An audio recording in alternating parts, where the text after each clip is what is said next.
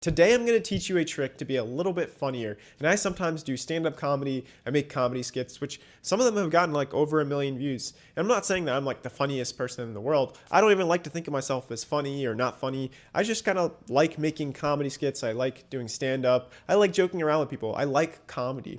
But there is kind of like a formula to being funny. And it's just being realistically unrealistic. So you want to push things that are not so far, not so it's like so unrealistic that no one would ever think that it's true, but not so it's also too realistic where like people are like, oh yeah, of course that's true. You want to make it like just believably unbelievable. So I'll give you an example. I made this comedy skit that was called If Situationships Had Proposals. And the reason this video did well, it got like over 1 million views, is because it's realistic, right? Like maybe someone in a situationship would actually propose to their situationship person, but it's not like you see that every day. So it's like it's unrealistically realistical, unrealistically realistic.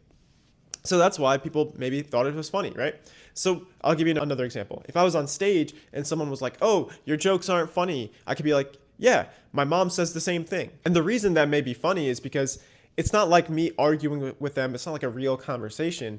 But maybe my mom does say that to me. She doesn't. She actually likes my comedy, but but like she could say that, right? So it's believable. It's believably unbelievable. So if you just use that formula in your conversations and you try and think like, okay, how do I exaggerate this a little bit? People will think of you as funnier, and you could kind of teach yourself the way to do this by just like practicing. Just notice when you're talking to someone and you're like, oh, okay, like I could exaggerate this a bit and make a joke here, and practice doing that. And then your conversations will improve. They'll be more fun. It's kind of like improv. You know, improv is like yes and.